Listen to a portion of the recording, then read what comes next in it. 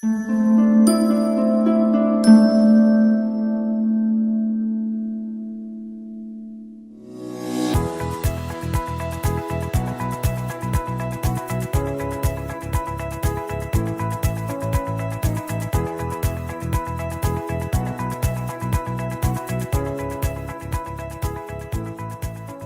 story can only happen in America, not anywhere else. I was not born with a silver spoon. I grew up in a middle-class family. I always had the desire and the drive and the discipline to willing to take a risk in becoming an entrepreneur and surround myself with the smartest people I can find who share my vision and values. I always believe that if you work hard, if you try to aim high, you will be successful.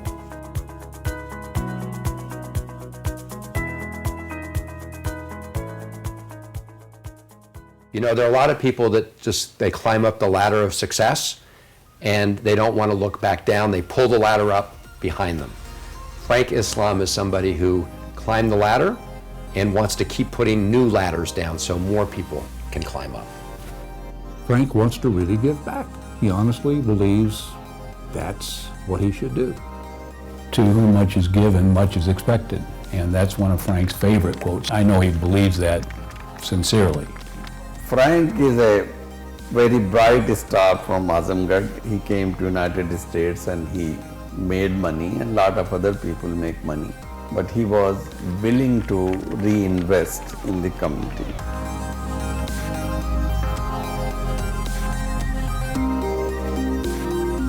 None is a greater servant of all humanity, of every people, every faith, every religion, every race, every ethnicity. None is a greater servant than Frank Islam.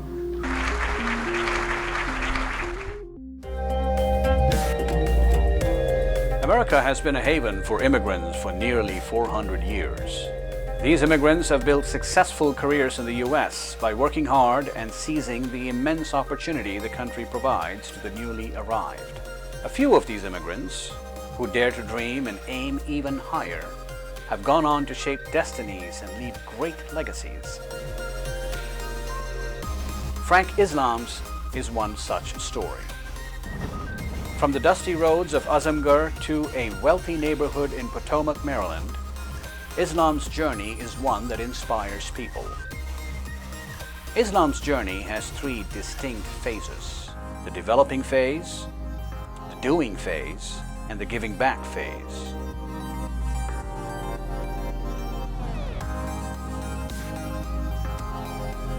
His journey began in Azamgarh. Frank Islam was born in Kauraghani, a remote village in the Azamgarh region in the state of Uttar Pradesh.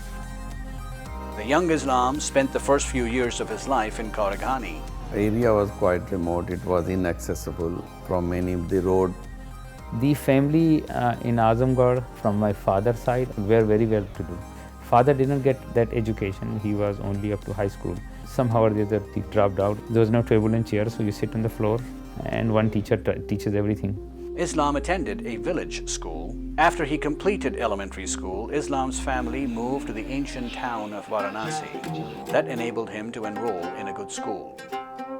Then tragedy befell the family when Islam's father was struck by lightning. From early on, Islam knew that he was to write not only his own destiny, but also that of the whole family, and look after his mother and ailing father. My father felt very strongly that in order for us to be successful, the key ingredient is education. He believed that education is the gift that keeps on giving. Education will be the powerful equalizer to get people like my family out of the poverty. After high school, Islam moved to Aligarh Muslim University, one of the oldest educational institutions in modern India. This was a pivot point in his life. Aligarh played a key role in shaping the person Islam was to become. When he went from Banaras to Aligarh, he was always driven that he's going to Aligarh. They say, there is a saying that, people come to Aligarh and they leave Aligarh, but Aligarh never leaves them.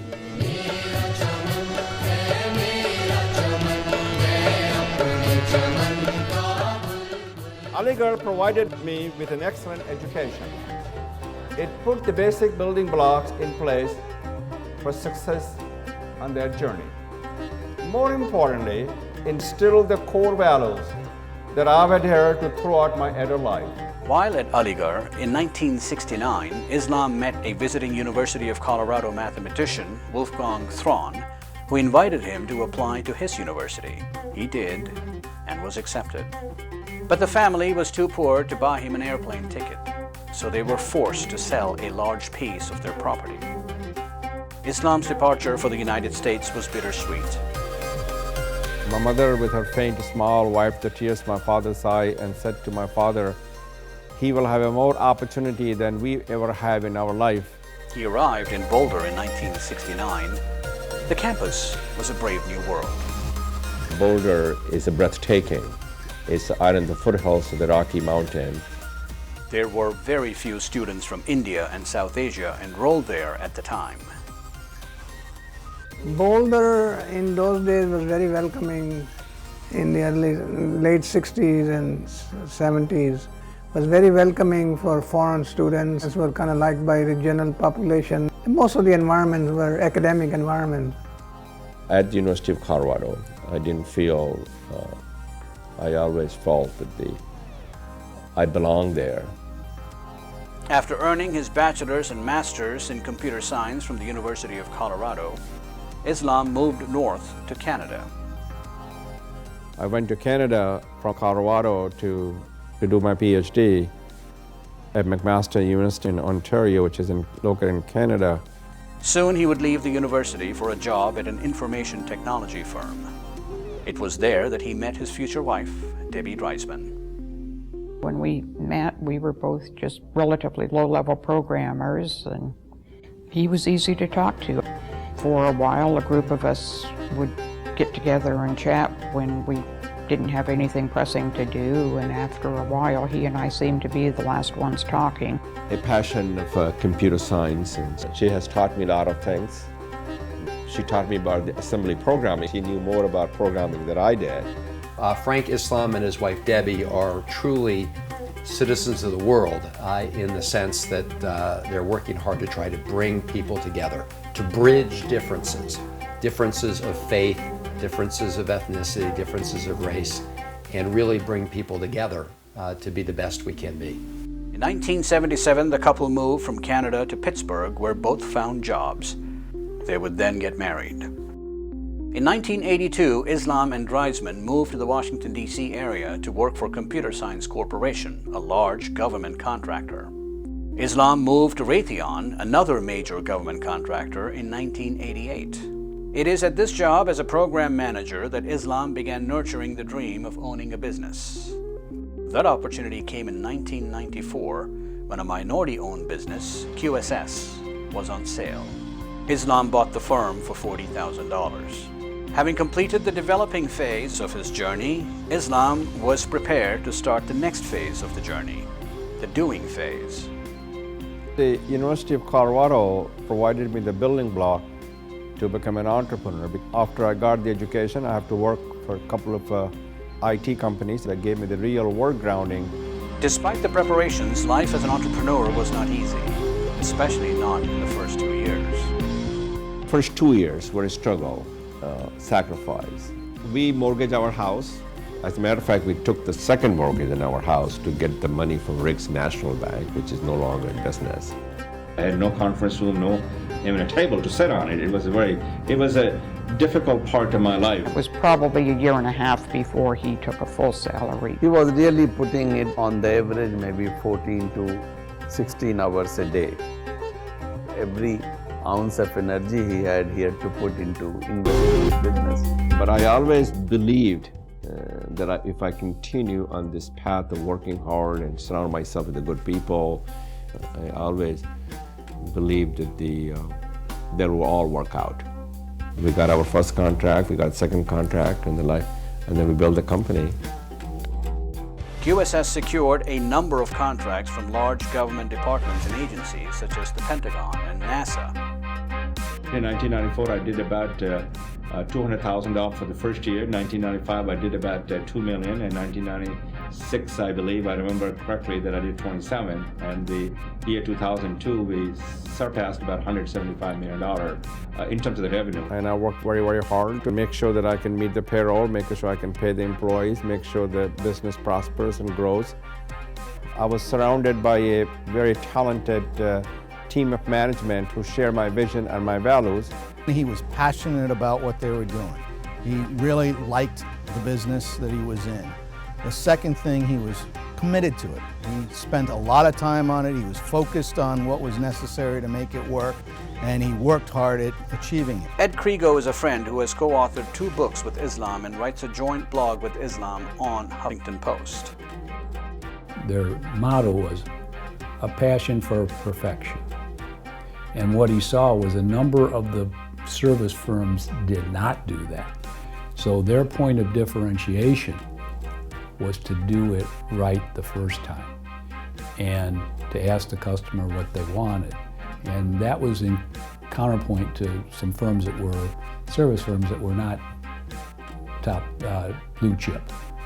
Frank was good at paying attention to what's going on, staying involved and knowing what was going on, but listening to the people he had brought in around him, considering what they had to say, and in the situations where he thought they were right or thought they were going in the right direction, he'd encourage them to continue doing that. Frank says this with his management team at the QSS Group, was that it was not me, it was we. By 2005, QSS was in excellent financial shape with revenue of more than $300 million. But after running the company for 13 years, Islam was ready to move on.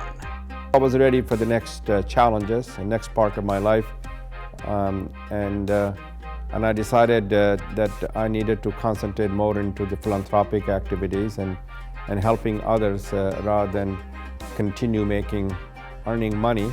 He and I worked together to frame how we would sell the company, how would we pitch it to other companies, and the reality is, when you have a solid company with solid people that has performed well, I won't say the company sells itself, but it's very easy to talk to potential acquirers and explain what we've done and generate interest in the company.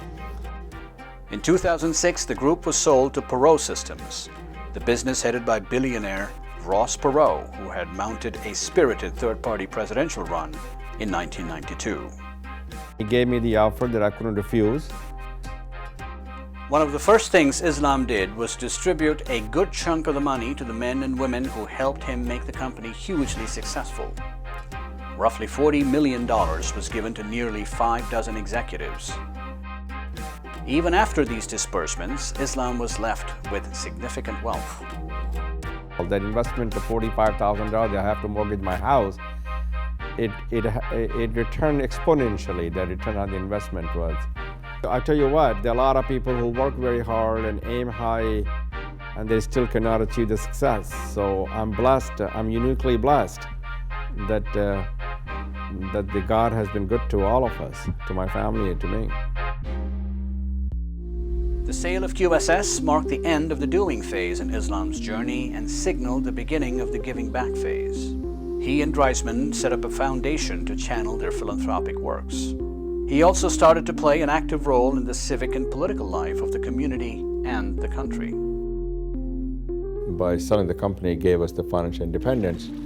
The idea is really to share, to give back to our country and the community that has been good to us. And also, the most important thing that I wanted to do is civic engagement and political engagement. Remember this, we can all enjoy Florida, Bahamas, and Bermudas if we have the money and the wealth. But what good money and wealth is when you have not invested in others. The idea was always that if we do well, others should do well. And if you come into a lot of money, prominence, that you should spend that money and prominence in helping others. You have to give back. Rich to me means making a meaningful and positive impact or influence on people's life and made a difference. Over the past decade, Islam and Dreisman have given to various causes in the United States and India through the Frank Islam and Debbie Dreisman Foundation. The primary areas of focus for the foundation include education, art and culture, and peace and conflict resolution. One of the recipients of Islam's Endricement's largesse is the U.S. Institute of Peace, to which they gave $1 million. Frank and Debbie have been members of our International Advisory Council for more than 7 years. They've been wonderful supporters, dedicated and enthusiastic. Among other beneficiaries are the John F. Kennedy Center for Performing Arts, the Brookings Institution, Montgomery College, and Marymount University. The couple's philanthropic efforts have not been limited to the United States. I think he looks at it as a duty. And in addition to a duty, I think he looks at it as a way of making an investment. And it's not just giving charity, it's making an investment in areas that, whether it's students, whether it's the arts, whether it's one of the areas where if you make that investment, you can make a difference. In 2016, they gave $2 million for the construction of the Frank and Debbie Islam Management Complex at Aligarh Muslim University, Islam's alma mater. This is a truly special occasion for me, the opportunity for me to be here to participate in this dedication of Frank and Debbie Islam Management Complex is one of the highlights of our lives. This is so not because the complex bear out our names, but because the completion and dedication of this building represents a beginning and not ending. It is the construction of the foundation that will stand the test of the time. This management complex is a place where dreams will begin and students will develop the requisite knowledge, skills, and abilities to recognize them. This management complex represents an opportunity creator and bridge to the future. A very caring, compassionate, and the most important is very generous person who is thinking about others all the time, not only just the family but whole community, and he's thinking what he can do to make the life different. So he thinks that is there any way that we can give them an opportunity so that they can also rise in this society to be a meaningful citizens. The donation to Aligarh was important to Islam for two reasons: his emotional connection to his alma mater and his intense faith in the uplifting ability of education. As I look at you, I see me in you. I know there are other Frank Islam in this graduating class today. In order for us to create the next generation, they must get good education, and so that they can go out and help and support others, and that will make my investment sustainable. My entire family went to Aligarh Muslim University. We owe to Aligarh. There is no doubt about this. We are here because of Aligarh Muslim University. You start with your family, and then you work with your business, and then you work with a broader society, so you just bring that circle out and bring that circle out, and he's applying the same kinds of principles. I think Frank's personal story has instilled in him a passion for giving back, and giving back to his adopted country, the United States. And that has inspired him to be an extraordinary civic activist. He understands and appreciates the importance of individuals taking responsibility, and he does that with generosity, with conviction, and with a lot of enthusiasm. It is my honor to stand before you and present a gentleman with the award for civic engagement. You see his bio, it's in the book, but a few things that you ought to know about Frank Islam, and that is that not only is he a thought leader, but he's also an author of two well-renowned books, Reconciling the American Dream and To Make America Work Again. He's also an entrepreneur, starting businesses and creating jobs for people here in this area. But he also received so many awards that I can't begin to mention them. However, one award that he received was the Ernst & Young Entrepreneur of the Year for the state of Maryland. He serves on about a half dozen educational boards, including Johns Hopkins, American University, George Mason.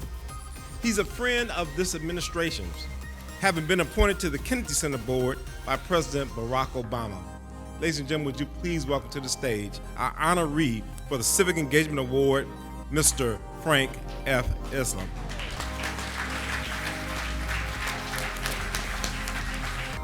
Besides philanthropy, Islam is also active in promoting political and civic engagement.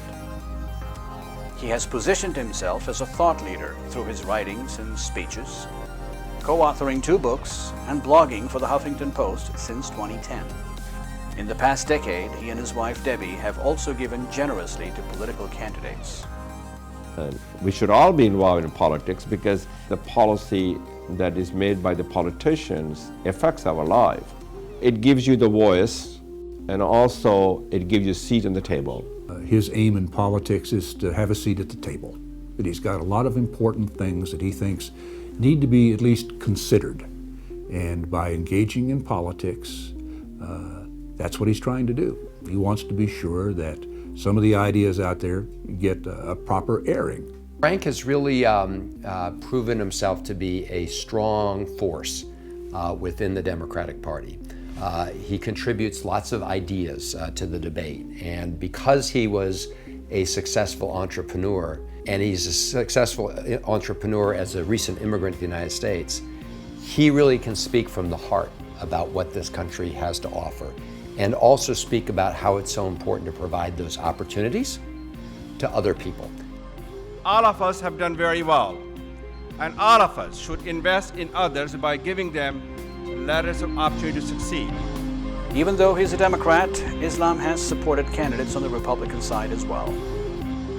Frank Islam is somebody who understands that we're all stronger when we find ways to work together. We may have differences of opinion on one issue or another, but we need to look for common ground and practical solution. Islam and Reisman's civic engagement include serving on the boards of several prominent educational and cultural institutions.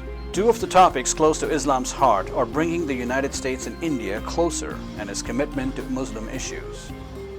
I am an American and I love my country, but I also love India. And America is an adopted country and India is the country where I was born.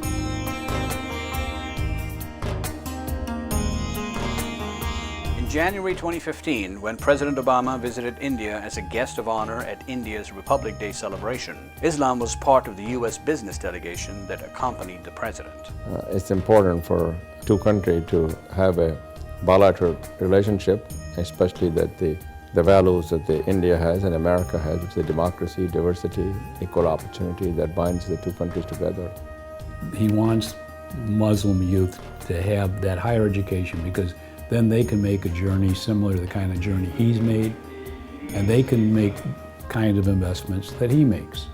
I think that he sees a particular role for himself to better explain the religion, provide that contact with very key leaders so that they would be in a better position to talk about his vision about this country and about the religion that he is so proud of, and how that connects to much of what he's doing in his community. It's been a decade since Islam sold QSS and began his philanthropic efforts.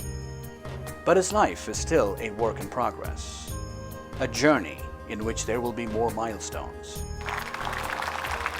As a lifelong learner and a constant advocate for making a difference, he doesn't know all of the next stops or causes with which he will be involved. He does know that the journey will always be from Azamgarh to Aligarh to America and back again. It will always entail going back and giving back to his native land to make more dreams come true there. It has been said that you can't go home again, but Islam knows that is not true. The truth is, you never leave home. Your home is in your mind, in your heart, and in your soul. Islam knows that, and because of that, the dreams go on. Let us together change the face of Azamgarh, one family at a time, one village at a time, and one individual at a time. My legacy, I would hope people remember me, that I have inspired others, because I have made a meaningful and positive impact in people's lives. I made a difference in people's lives. My legacy will be that I've created many more Frank Islam who can follow my footsteps to become an entrepreneur, willing to take a risk and become a business owner and serve our country and give back to our country.